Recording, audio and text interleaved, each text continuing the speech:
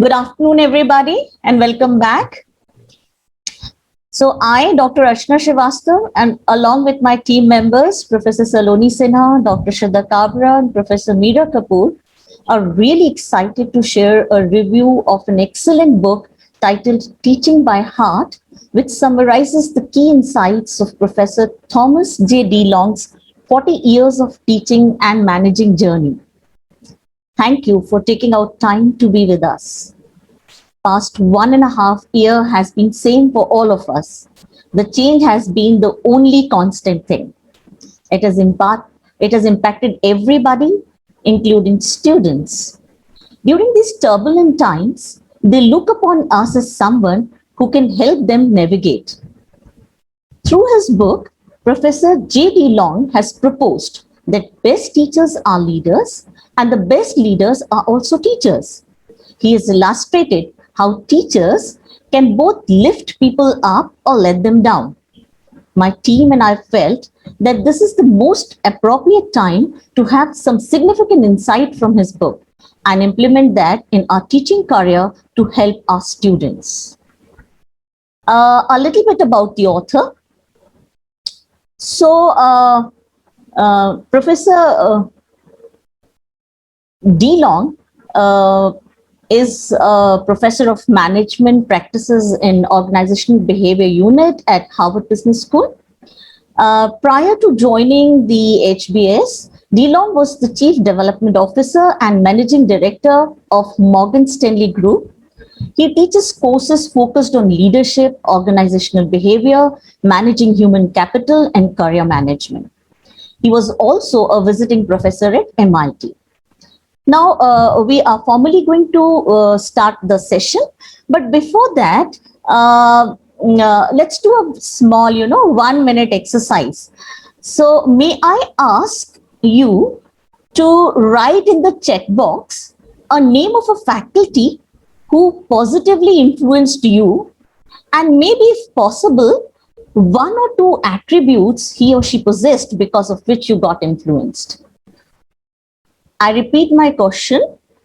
If you can share the name of any one faculty who left a very positive influence on your life, and if you can add 1 or 2 qualities of that particular professor.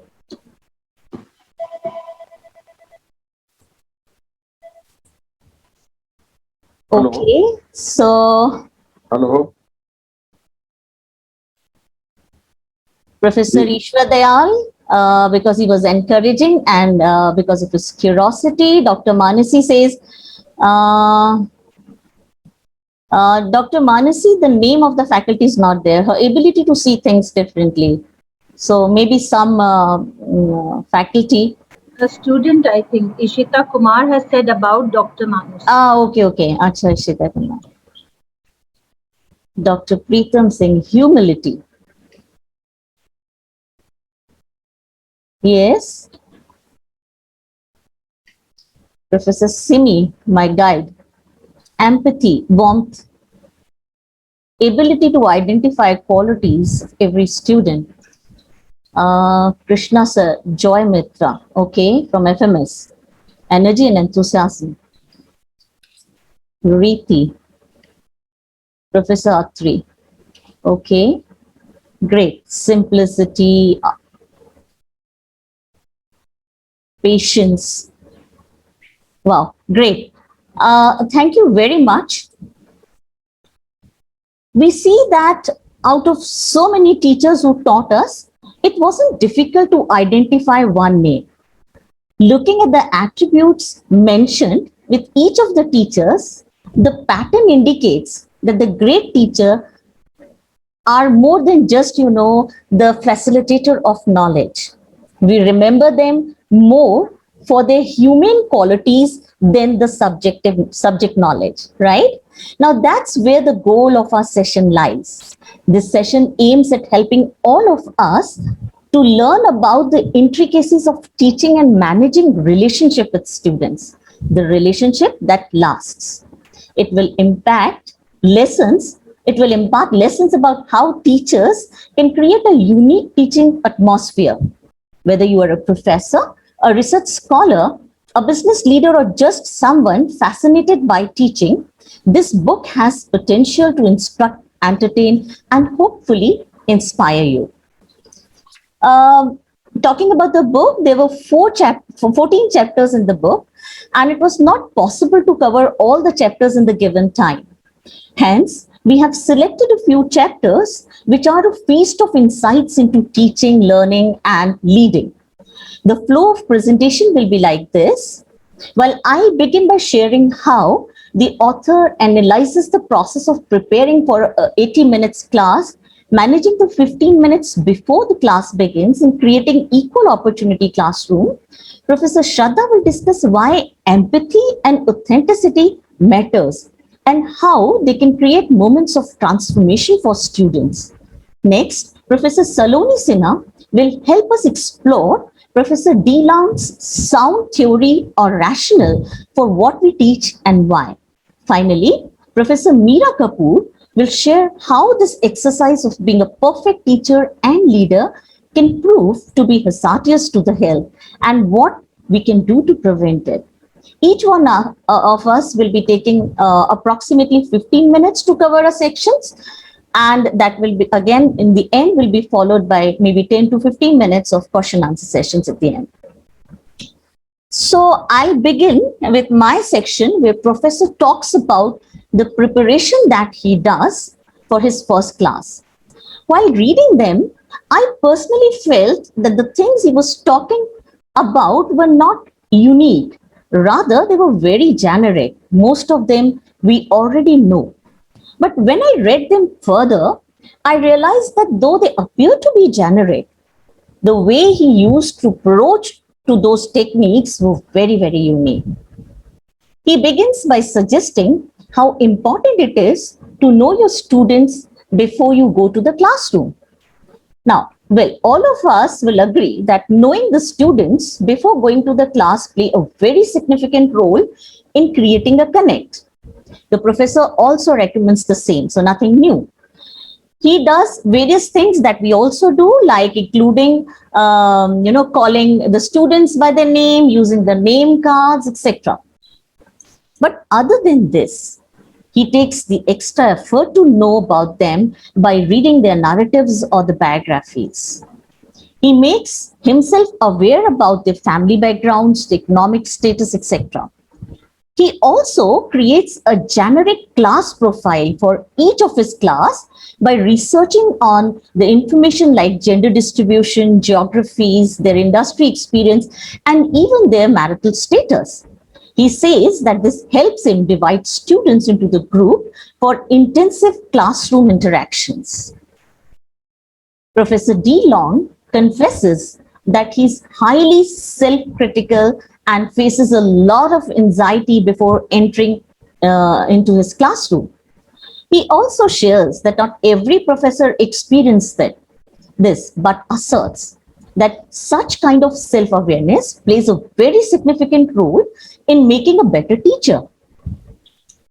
So what does he do to fight this anxiety other than, preparing on your content? Well, he talks about how he used to go to the assigned class days before it began and stand in front of the empty classroom and simulate a class. He actually talked about how he used to sit at every corner of the classroom and try to see how students will visualize him. At times, he would bring a few colleagues with him and make them sit in the classroom. He literally role played the classes that he was supposed to take with the first year students. Next, he strongly believes that how teacher begins the class sets the expectations. The tone, the use of the boards, and the spatial distance between him and his students communicate his intentions. Similarly, beginning the class on time communicates that we care about the students' time and their lives. He asserts that these small start time decisions are big decisions. He then further moves on to talk about how, the expectation, there is a gap between the expectation of a faculty and a student, and how important it is to seek the common grounds when you enter the class. While the teachers work really hard to establish themselves as intellectuals who knows much more than their students, and they work constantly on their content, the students are also new to the campus, and they are busy creating a very positive image in their classes in front of their friends. They are busy, handling the new environment, making new friends, maybe the strategies of how to cope with the hostel mates, etc. So both of them are on different plane when they meet first. The author feels that creating a common ground between the teacher and the student is very significant. So there are various strategies teachers use to create the connect with the students. Professor D. Long begins his class by telling a story. He says that this way he invites the student to join him emotionally and psychologically. He uses metaphors as means to create the collective experience. Though he loves to begin his class with a story, he never stops taking cues from the other successful professors and try to imbibe their strategies too. He believes that trying on different styles is a part of evolution, which teaches to the teachers trying styles. He shares how he learned a new strategy from Jim Austin, a former professor from HBS, of speaking at low pitch just to see how students bend forward to listen to him. He says that I keep examining all these things continuously and constantly, and he says that I try to identify the patterns. Now, while identifying the pattern, he feels that when I identify them, I'm also in a position to identify which method suits me or which method works for me better. Next, he talks about the significance of creating equal opportunity classroom. It's not just important to create the equal opportunity classroom, but he also talks about the obstacles which normally teachers face when they are trying to do that. And he also gives certain hints of how we can overcome these obstacles. He claims that every professor, and I guess all of you will also agree, every professor has favorite students based on various things like, intellect, looks, and maybe the way he or she participates in the classroom. He says that it is natural. But once we realize this and accept that it's a natural process, we need to take extra care that our personal preferences should not interfere our professional activities like grading, etc. He moves on to talk about how prejudging student is also natural phenomena which almost every faculty member goes through. Let's see it this way. We at BIMTech have 4 CRs in each class. Given the way we human assume things, we form a very positive image about the CR who is active, very sincere, takes up the responsibility and alert, which is good, which is fine, which is okay. But then at times, other than forming the opinion of the one who is very active and sincere, we also end up forming the opinion about the other 3, and we feel that they are hopeless or maybe worthless, or they may not be the ones who should have been, taking up the responsibility of class representative. Now, this is where the professor warns us.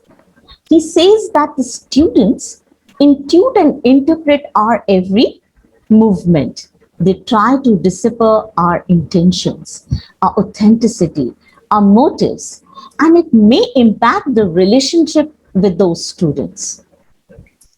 The third obstacle he talks about is classifying or grading the students into different categories. We have a tendency to classify students. We classify them based on their looks, based on their behavior, etc. For example, if a student comes to the class all alone most of the time, have hardly any friends, generally ignore the eye contact, etc., we know that the student is frightened. We think that he is an extrovert. Professor D. Long, according to him, a teacher's observation should not stop over here. he should ask himself or herself whether he or she has taken any effort to help that student come out of that problem. So basically, our observations are up to that point that, okay, classifying or grading the student. But do we take an effort to work on that or help the student come out with that?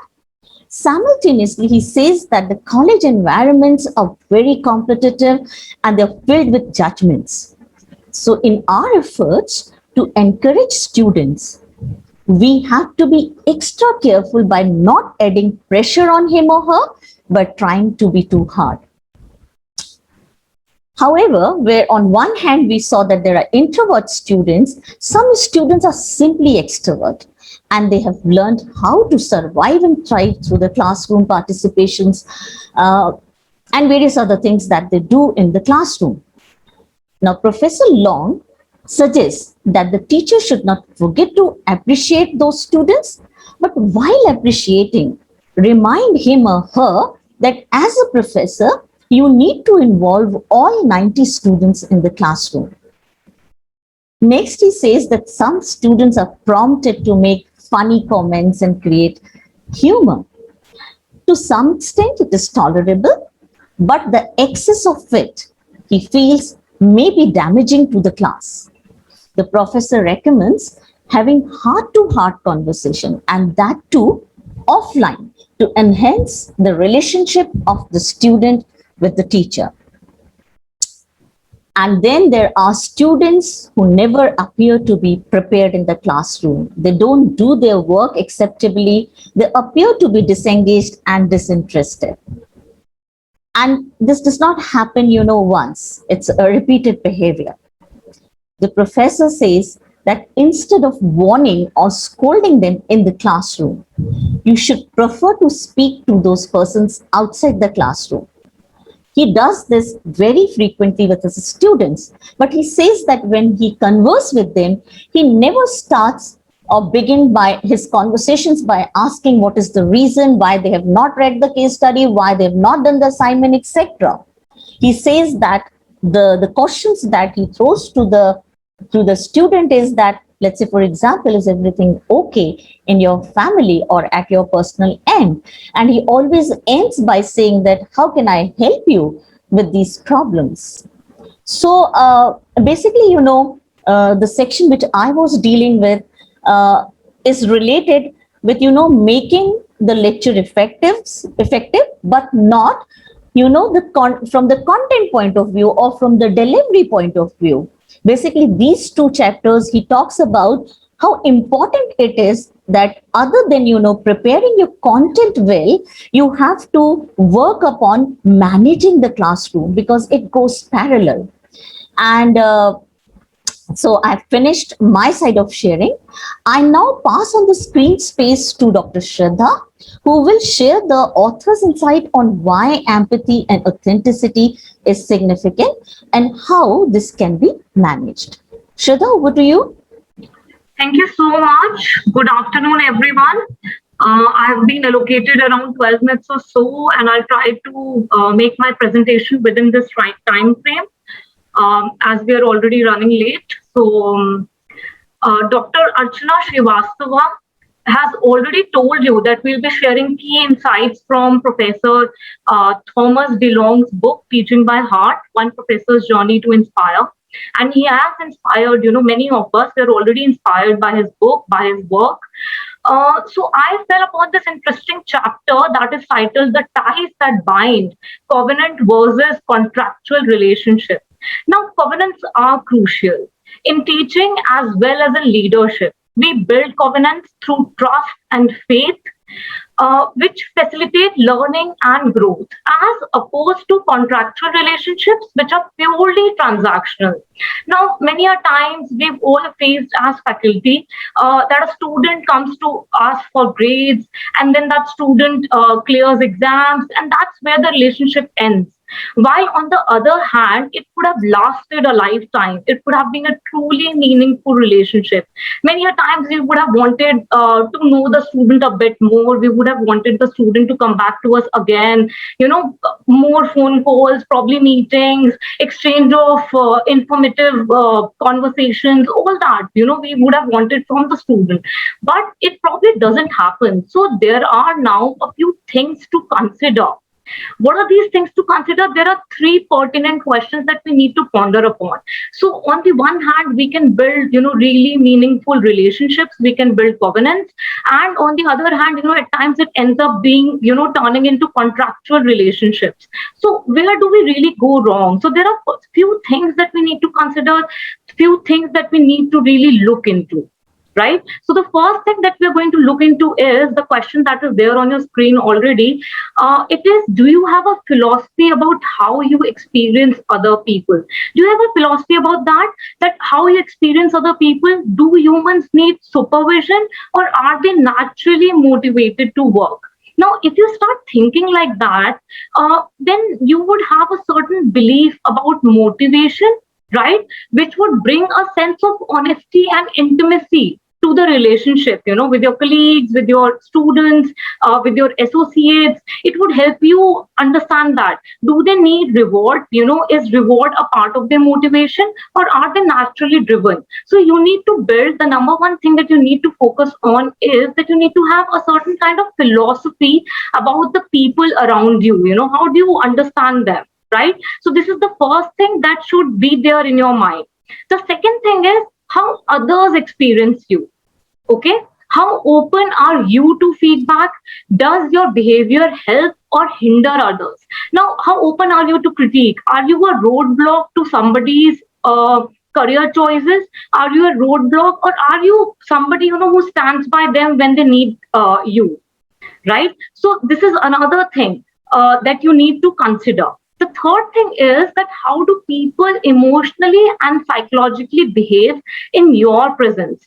Are you an instrument of fundamental change, right? So could you change probably, do you have something in you that could probably change people's careers, their entire lives? Are they so inspired by you? Or are they, or do they feel intimidated by you, really threatened by you, so that they become wilted in your presence, right? They just wilt in your presence. So that is another thing that you need to consider.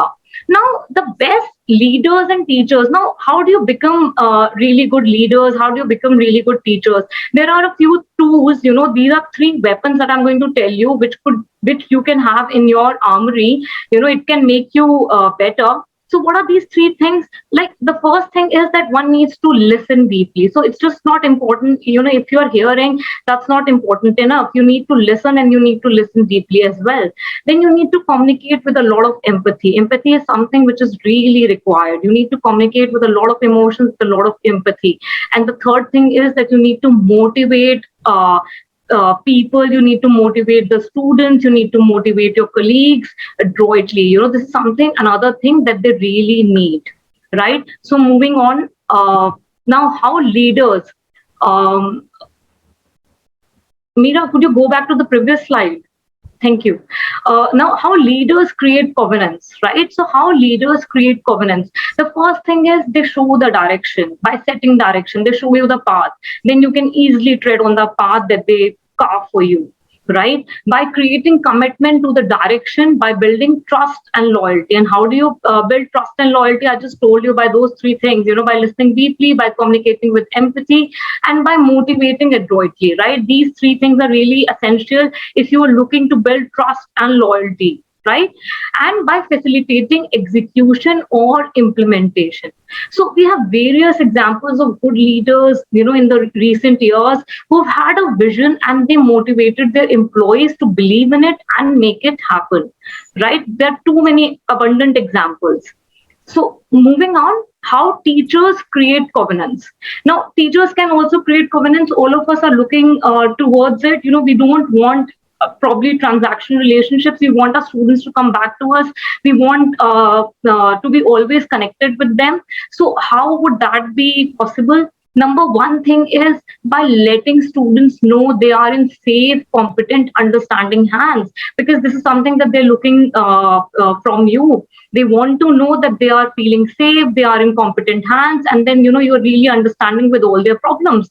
So if you have this, then they will open up to you, right? They will also like to open up to you. Now, the second thing is by letting students know that teachers care about their work through the first thing is feedback. Now, feedback is really important. We encourage students to give us feedback that how we can further improve. And in the same way, we need to give them feedback so that they can also improve.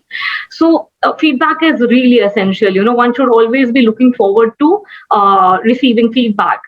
The second thing is interactions in the classroom. Now, that is again really important. You need to encourage interactions. And the third thing is observing them interact with their peers. Now, students end up learning a lot from us, but then they also learn a lot from their own peers. So they need to constantly engage in a lot of conversations which would generate knowledge, right? Which would generate knowledge. So this is what usually happens, and this is what we usually encourage. And if we do not, then this is something that we need to start encouraging now.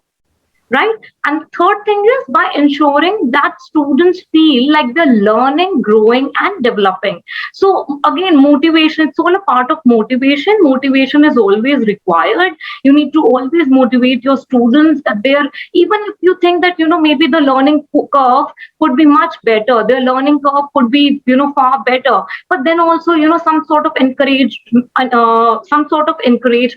some sort of nudge is always essential. It would always take them in the right direction. It would make them feel that they're constantly learning, they're growing, and they are developing, right? So moving on. Now, another important concept is that how managing, mentoring, and teaching, how these three things, they overlap, right? Now, Right. Now, I would want you to name a mentor who at some point in your career cared more about you than his or her own career. Anybody, I mean, don't name, you can just quickly, think of this mentor who at some point in your career stood by you, probably helped you, was probably there for you, something like that, right? Just think of this person. You don't even have to write down. You just know that this person is there. Probably for certain reasons you won't want to write down, but you have this person in your mind, right? Now, the problem is, the conundrum, the dilemma in today's time is that the young professionals barely have any mentors today. They don't have any mentors today, okay, which is quite sad. And why is it happening?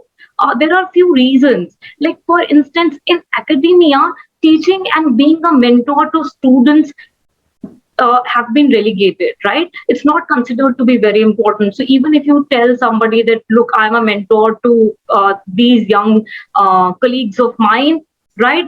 You do not get any sort of brownie points for it, right? It's just considered to be a waste of time. As institutions in today's time, they are more focused on publications, right, which is considered to be clean, antiseptic, and straightforward. So if you want to follow your goal, all you need is probably a few paper publications, but nobody would want to take out time from this to mentoring young professionals, right, young colleagues.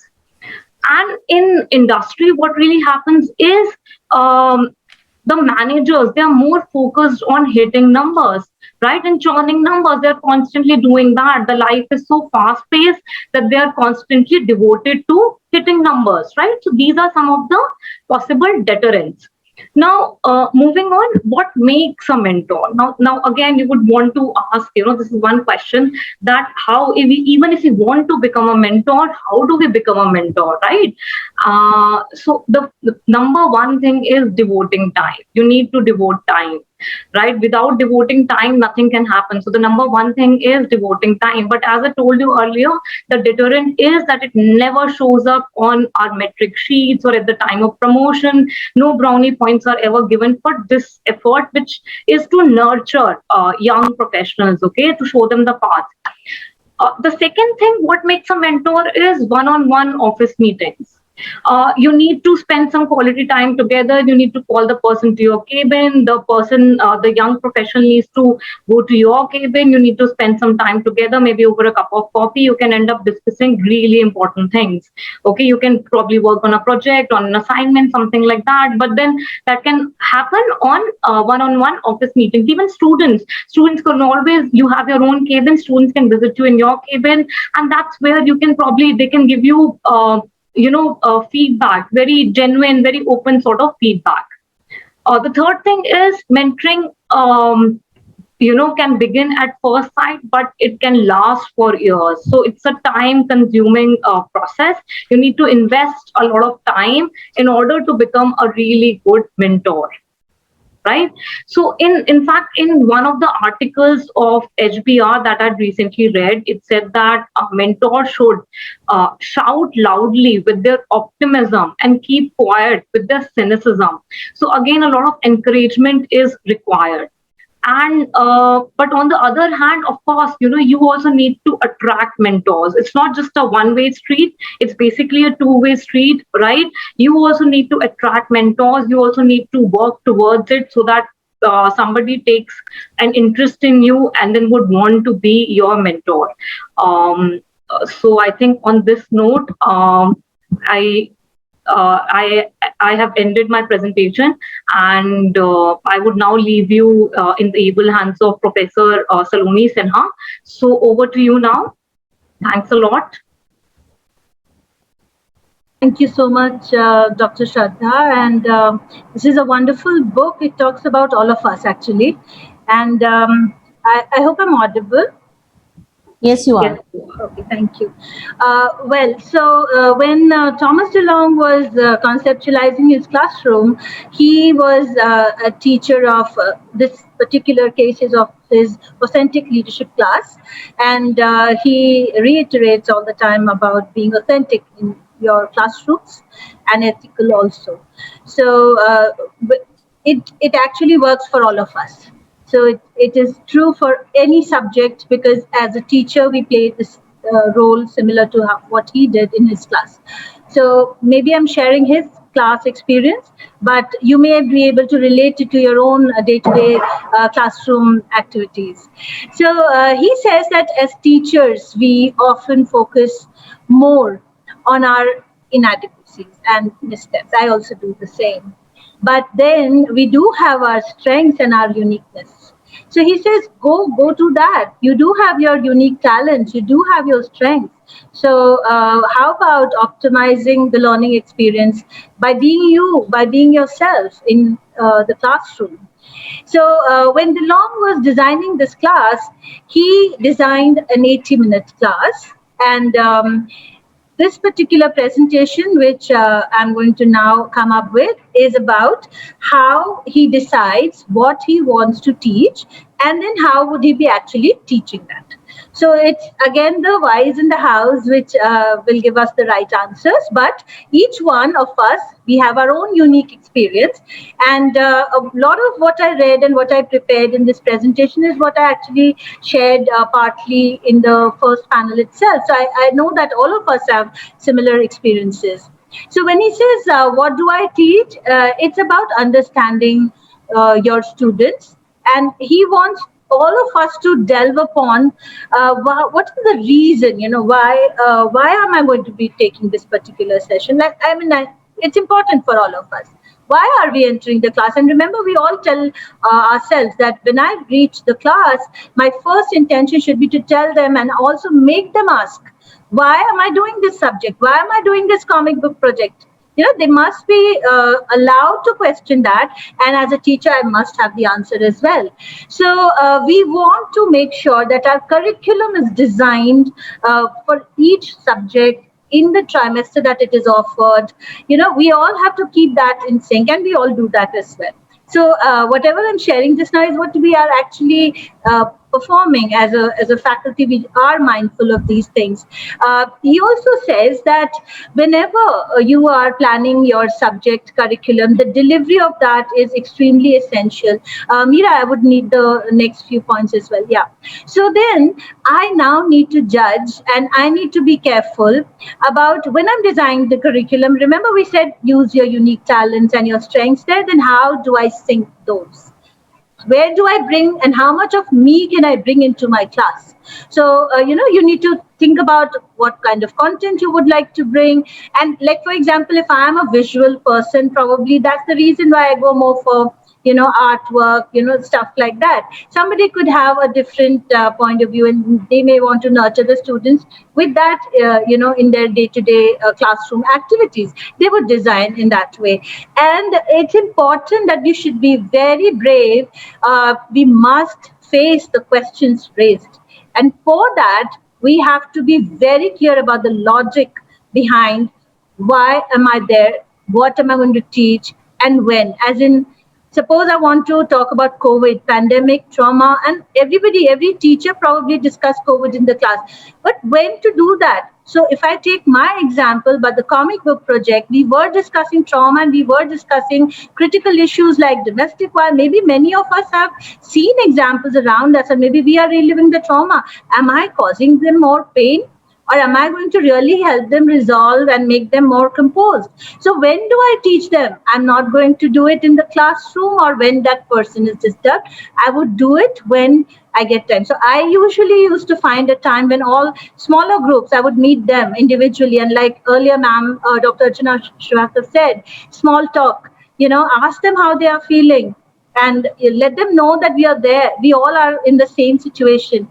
So it's important to also be ready to answer these questions, and also make sure that we are planned well. So that's something which is not new to any of us. So this is how he does it and how we do it.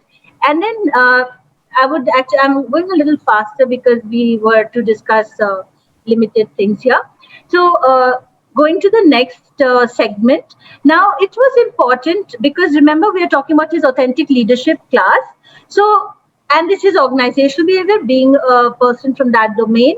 He brings in a lot of understanding of the person, of the person's mindsets, the behavior, he has to judge, prejudge, and prepare accordingly. So be aware. Can I even discuss COVID? So I know that, somebody has lost a very special family member due to COVID. Can I talk about this assignment? I designed it. I was very enthusiastic about it.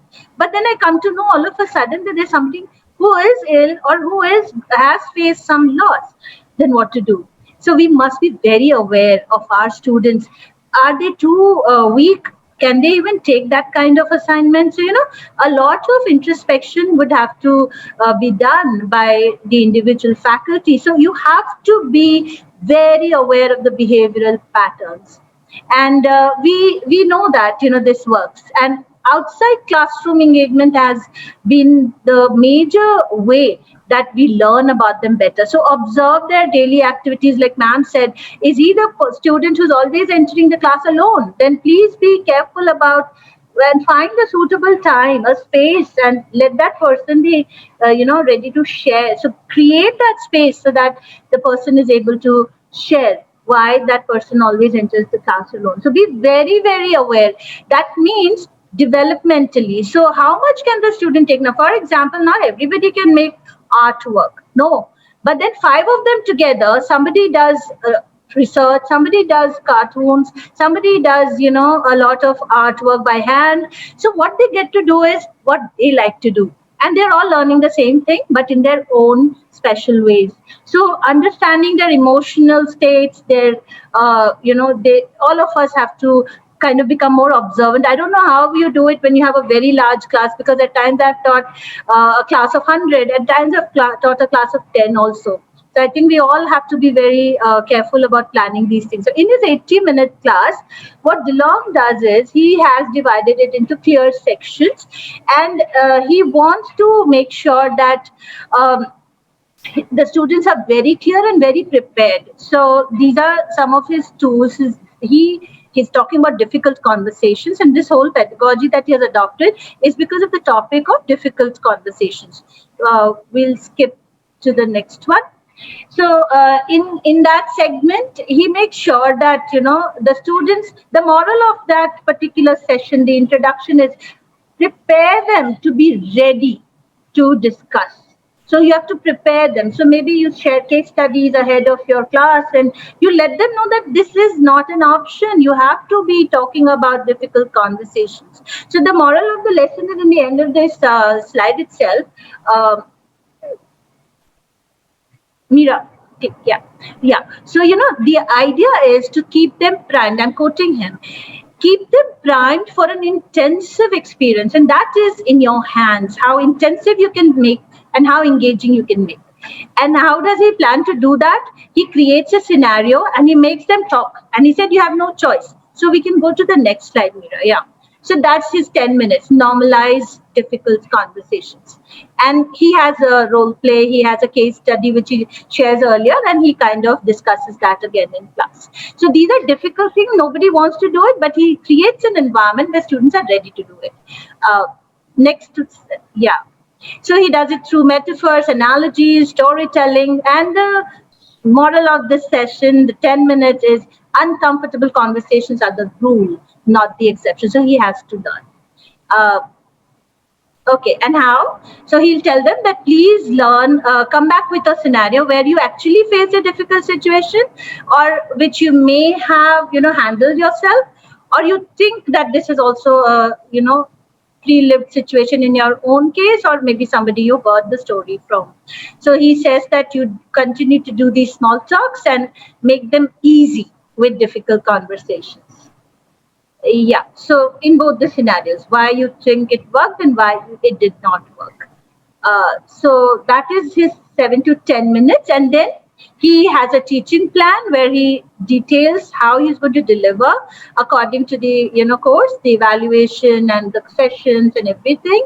And then he picks up a case study, which is a very popular HBS case study on crisis communication, so crucial conversations.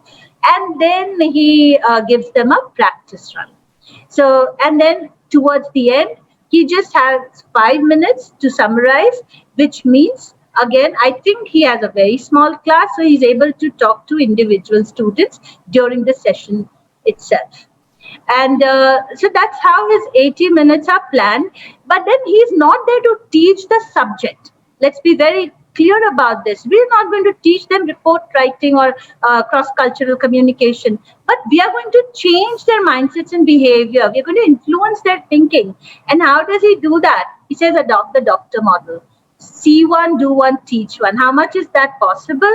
I don't know. We can all plan strategically according to the time available and the number of students engaged with us. However, the end of it should be that the person should leave the trimester more courageous, and the student should come out of these things like affective labeling and values and all these things that the course intends to teach them. So he's really not so much concerned about the topics delivered, but in the behavioral change. So that's how his 80 minutes are. And I think our 90 minutes or 3 hours are similar to this. And we may have our own examples to share. But I really love this segment and I could relate so much to each of the things he said. I'll hand this over to Mira now. Thank you, Mira, for sharing the slides for me. Thank you. Thank you. Okay, so great feast of insights you've had from an excellent book. I'll continue in the same vein. Professor Saloni Sinha talked to you about how we need to make our students aware of their own behavioral patterns. So the premise of this next chapter entitled 5 Warnings is that it is fundamental for us as teachers also to become aware of our own cognitive and affective patterns. So Thomas D. Long actually alerts us to some of the cognitive distortions that emerged in his own teaching experience. And it is advisable for all us teachers to heed these red flags, roadblocks, in order to create an optimum teaching experience. So I'll get straight to these pitfalls and patterns. My pace will be brisk given the time constraint, so please keep up and bear with me. The very first cognitive distortion that he talks about is called asymmetric effect with a negative bias, also known as the positive negative asymmetry. Now, what is this negativity bias? All humans have a negativity bias. It refers to our proclivity to actually register negative stimuli more readily. You know, humans anchor on negative emotions. Our brains are like Velcro for the bad and Teflon for the good. Now, think about it. You know, we feel the sting of a rebuke more powerfully than the joy of praise. We dwell on our negative, unpleasant experiences and encounters for longer. And when we receive feedback, we actually gloss over all the good comments and we smart on and we fixate over that one negative comment that a student must have dropped in. So there are many reasons why, the bad stuff sticks. Psychologists call it the child ego's addiction to unhappiness. Science tells us that we are neurologically wired to focus on the negative because our amygdala fires up and 3/4 of the neurons are accessed when we encounter a negative stimuli. And of course, there's an evolutionary explanation for this. It helped our caveman ancestors to survive and aided their survival.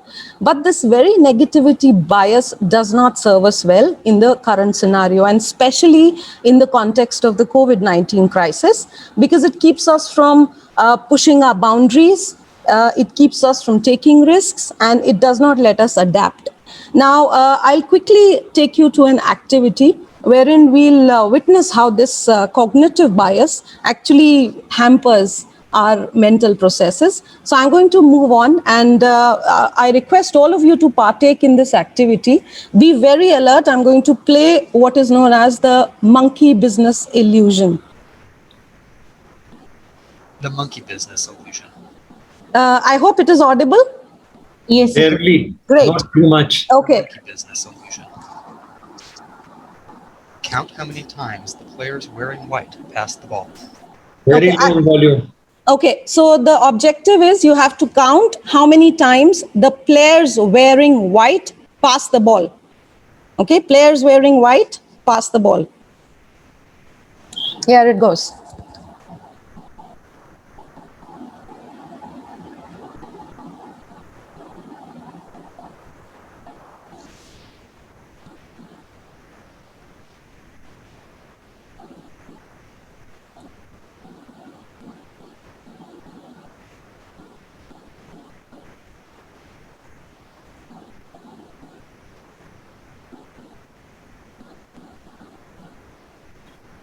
Okay, so I request you all to please write in the chat box the number of passes you think the white team made.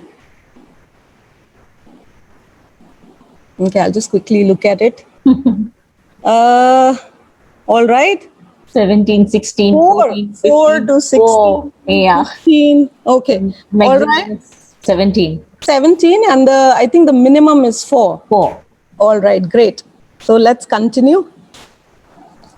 The correct answer is 16 passes. Did you spot the gorilla? For people who haven't seen or heard about a video like this before, about half missed the gorilla.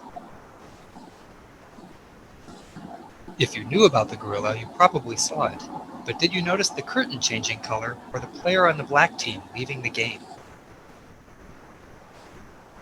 Let's rewind and watch it again.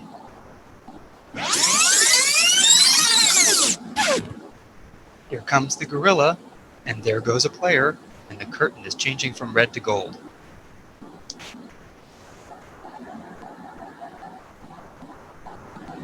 When you're looking for a gorilla, you often miss other unexpected events. And that's the monkey business illusion. Okay. So the monkey business illusion, this video actually reveals to us how the cognitive bias of selective attention may affect what we notice and what we don't notice. So DeLong actually shares that when he focuses on the negative, then he loses confidence and his classroom persona is diminished. So we as teachers need to be mindful of our internal dialogue. Every time we come across a self-doubting narrative, we need to replace it with a self-affirming story. We need to focus on a positive story and remind ourselves that we do have a positive story. So we need to balance this negativity bias with the positive. Now, science has shown us that the psychological weight of this negativity bias and the negative events in our mind is 3:1. Which means for every one negative thing that you notice or speak, you need 3 positive things to counteract it. Interestingly, this ratio of 3:1 changes to 5:1 when we talk about personal relationships, where one is more given more to notice the wrongs. I'll move on to the second red flag and warning that he gives us, and it is called label your affect to avoid losing perspective. Now, simply put, affect labeling is nothing more than putting a label to the emotion that you're feeling. Just like organizing labels on our files, folders, or even household items makes us feel calm and in control, labeling an emotion or a feeling can have a similar soothing effect because it calms our amygdala down. Now, in the face of incapacitating or unwelcome emotions, the approaches like ignoring or indulging, ruminating and replaying that scene over and over again in your head, these approaches don't work.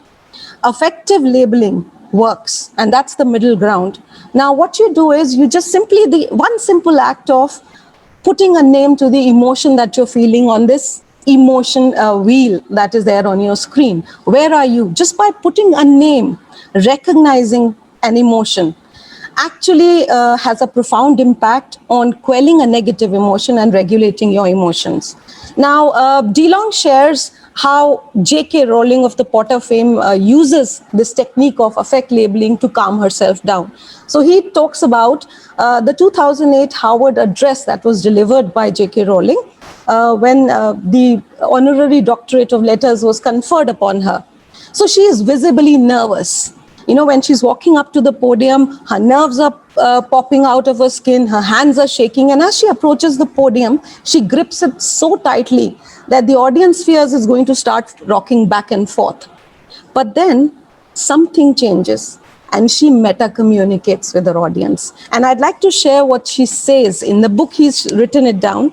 And Rowling opines, ever since I was invited to speak and receive this award, I have been apprehensive and somewhat off-center.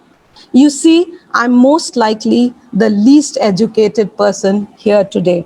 And as she said these lines, there was a visible transformation in her countenance, and she looked like she was calm and in control of herself. What had she done? She had simply labeled her affect. She had communicated to her audience and to herself that she was right there in the present and this is what she was feeling. So in reality also, fear or negative emotions rise within us when we either focus on the future or when we dwell on the past, and we project those negative feelings of worry and anxiety onto the present. When you label an affect, you actually tell yourself and you tell your mind that I'm present, I'm here, there are no worries about the past or future. And it helps you to avoid losing perspective and keep your balance better. So label your affect, ladies and gentlemen. Next, the third red flag is embrace clarity and simplicity to avoid ambiguity. Ambiguity is actually the antithesis of any desired outcome. Now, DeLong here shares two incidents where he himself created ambiguity and he caused unintentional pain in the process of intending a different outcome.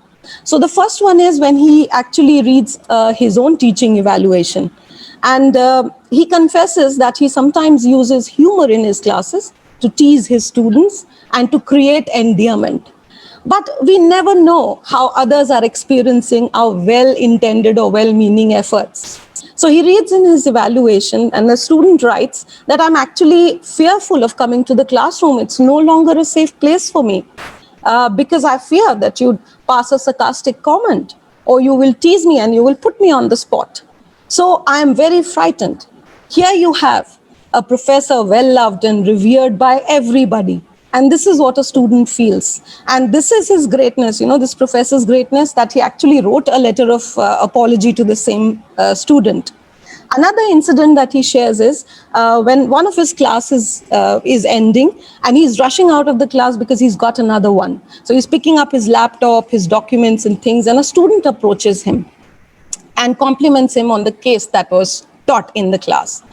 Now, DeLong rues the fact in retrospect. He says that I barely acknowledged the student. I was in a rush. My mind was already on the lecture and my notes, so I just rushed away.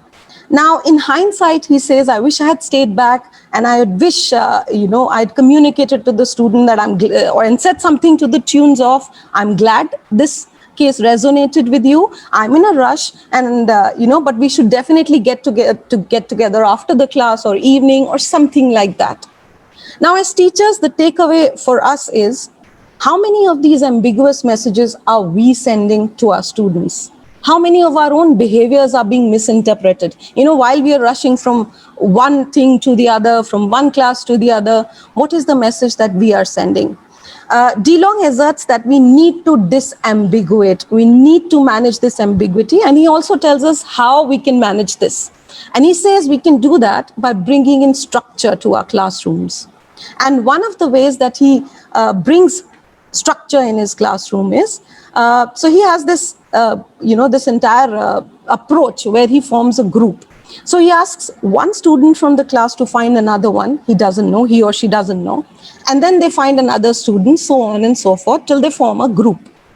Then this group has to find an open space in the classroom for discussion, to answer the questions that have been raised through the case or over the course of the class, and then come up with collective answers.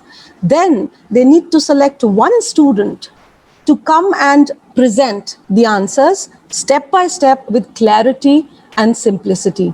So this is just one of the ways you can structure your classrooms and the conversations in it, and we can disambiguate. Next, the fourth red flag he raises is overcome the power of least interest. So the power of least interest is actually a principle in sociology, which states that the person with least interest has most power. Think of it, the negotiations are won by the party that cares less.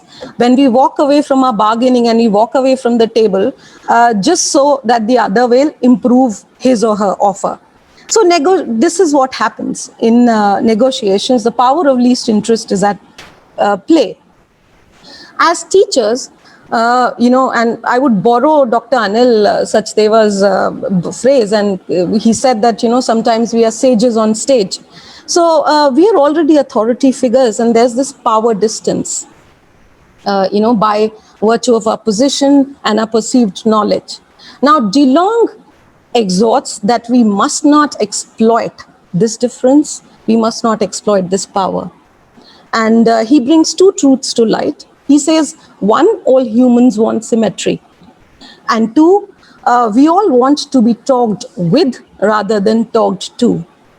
He further goes on to say that every time, and I personally subscribe to this, every time that a student is acting up, a child is acting up, or your partner or your employees are acting up, it is because they feel the motivation is that they want to test the relationship. It is because they feel and they believe that they have less power. And he says, in that case, what we need to do is we need to create a symmetry of power and dialogue. And we can do that by harnessing the magic of horizontal communications. Professor Shraddha earlier said that, we need to have office meetings. And DeLong also says that office meetings accord us the best opportunity to engage in these kinds of horizontal communication. And DeLong further tells us that, every time a student visits his office, there are three things that he positively does, and three questions he asks. The first one is, he asks how the student is. Second, he asks how he may assist the student. What is it that he or she can do? And third, he asks for feedback. Now, DeLong shares that any student feedback to the tune of, everything is great and we love what you're doing, does not meet expectations, because that is not the objective. The objective is to teach our children, our students, courage. And we need to teach them how to give feedback to those in authority, how to speak to what he calls speaking truth to power. We want our students to become efficient managers tomorrow. We want them to go in the actual world and be able to communicate across all directions. And these meetings help us teach them this, how to communicate with everybody.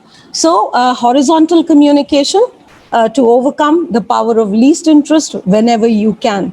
Let's quickly watch what he has to say. I think one of the greatest evils, quite frankly, in organizations or in human interactions is when you make another person feel less than, where in some form, some way, you shame another person. And I think that that's serious stuff. That's serious stuff. And which also takes me back to the story about my mom. And that is, if I'm actually present, and I'm not thinking about my ego, and I'm not thinking about the future or how I look to the students, or whether they whether they're invested in the course. I want them to know that whatever they do, I'm going to be there with them. So this is the kind of covenantal relationship we aspire to build with our students. And we need to assure them, and we need this assurance in them that we'll be there for them no matter what. He goes on further to share that if you find yourself raising your voice, acting hostile, if you find yourself talking to rather than with your students, then you've moved beyond and beneath the communication expectations, and you're definitely exploiting the power of least interest. I move to the very last red flag that he raises, and it's called experiential avoidance. Now, experiential avoidance is nothing but DeLong warning us against the perils of predicting our future feelings. We often do this, we defer difficult conversation. Just because we attach a hedonic outcome with it. We feel that a certain conversation or experience is going to evoke discomfort in us or negative feelings, so we avoid it. A loosey-goosey example of this would be, when you delay a dentist's appointment. And as the appointment date approaches, the experience starts becoming more and more negative. Now, this works in the short term. It gives you temporary relief, but it's actually a trap, because when we practice experiential avoidance, we're actually constructing our lives around the things that we want to avoid, instead of moving towards the things that we do want. So DeLong shares, an experience of his where he's mentoring an assistant professor, and he does not look forward to that meeting because he has to share negative feedback. And at the last minute, that meeting is cancelled, postponed. And that brings him immediate relief.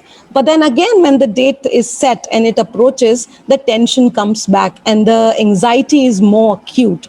And the proverbial rock in his shoe feels even larger. And this is what happens when we delay important conversations, difficult conversations, because, we feel we'll be uncomfortable. So DeLong says that we need to cultivate a certain psychological flexibility.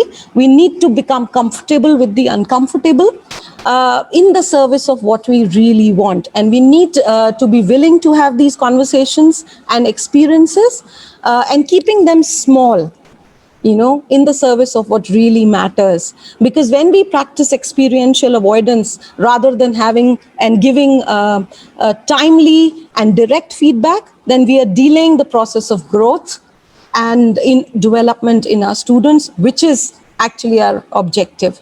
So with that, I conclude the crucible and cognitive biases that surface and leave you with this quote. Teaching from the heart means teaching from the depths of who we are, with the hope that we will touch the hearts of those with whom we work. So we need to view our students not as heads to count or hands that are raised, but as hearts that we can nurture. and help grow. Let's teach our heart out, and thank you so much for listening in. I hand the presentation back to Dr. Archana Srivastav. Ma'am, over to you. Yeah, thank you, Meera.